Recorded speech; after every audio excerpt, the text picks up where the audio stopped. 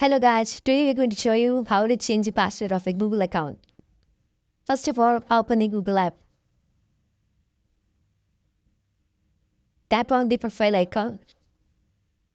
Then click on the Google account.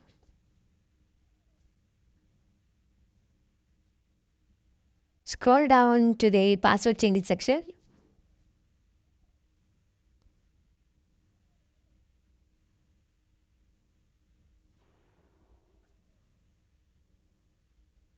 Click on the password changing menu.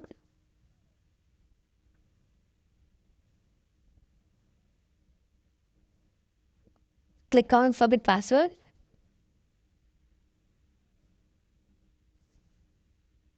Click on continue.